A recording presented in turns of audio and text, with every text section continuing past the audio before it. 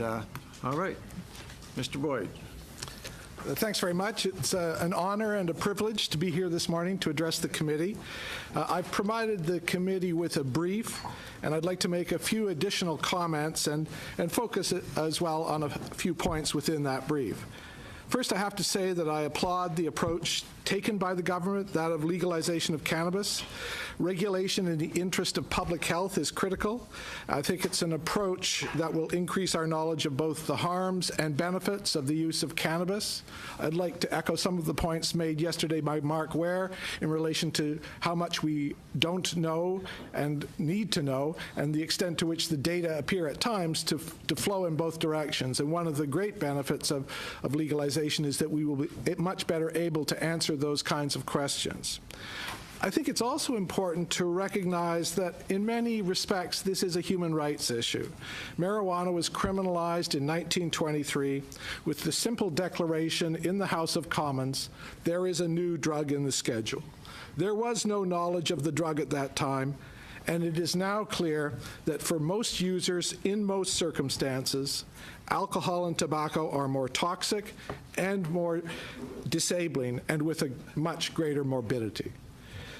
We must always remember that we're speaking here of the formidable force of criminal law, and adults who use this drug do not deserve the application of the criminal sanction, nor do children or minors who use this drug. I'd add that the Narcotic Control Act, passed in 1961, contained the most severe penalties for cannabis possession and distribution after 50 years of virtually no charges in relation to the drug.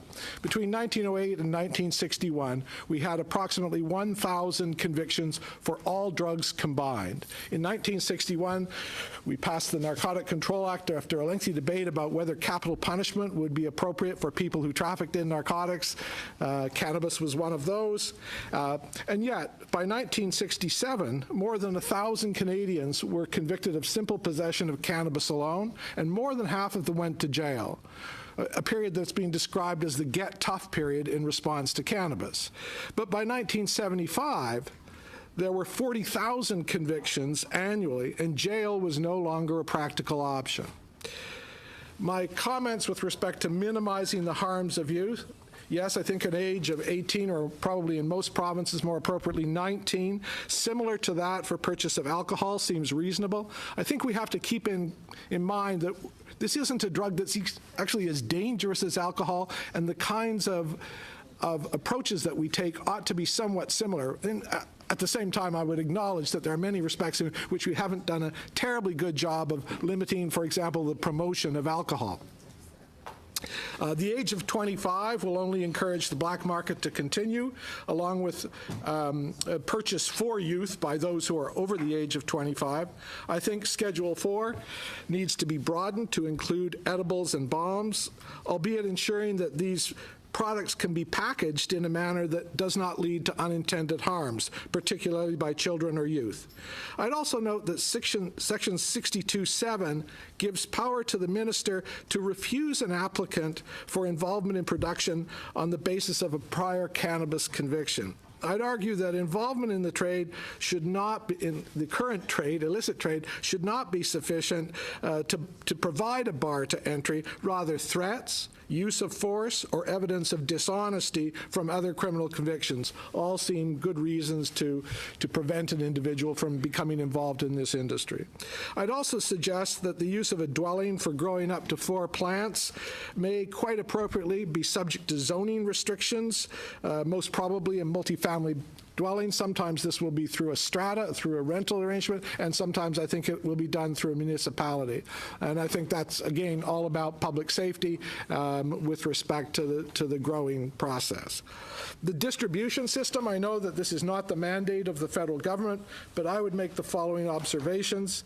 Failure to provide reasonable access through either a sufficient number of government-run stores or private dispensaries, both publicly regulated, risks continuation of the black market.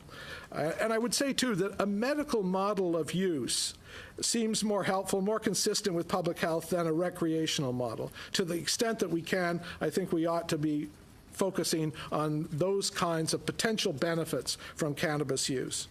On the issue of public safety and protection, I have great difficulty in understanding the logic and practical application of Section 8 of the Cannabis Act, the creation of the criminal offense of possession of illicit cannabis. With the growing of up to 4 plants permitted, how will a determination be made that a person is in possession of illicit cannabis? And more important, why would we treat this as a crime? And with respect to Section 9, yes, I understand the desire to restrict trade to those who follow the rules, but our approach to cannabis is much more harsh and condemnatory than our approach to tobacco and alcohol. And given the relative risks to public health of each of these drugs, that doesn't make good sense.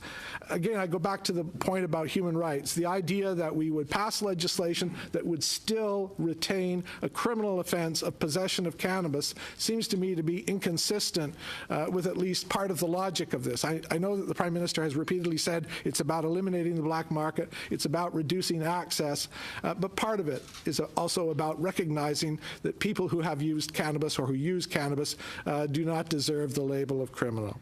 So, yes, use economic levers to restrain the trade, by all means. Civil injunctions and non-criminal fines seem appropriate. And again, the adult use or production of cannabis, we have to remember, is no more morally offensive than the production of beer, wine, or spirits. And that has to be, or ought to be, at least one of the reasons for introducing this act in the first instance. Thanks very much.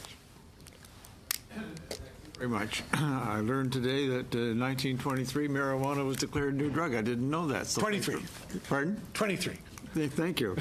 Now we'll go to Mr.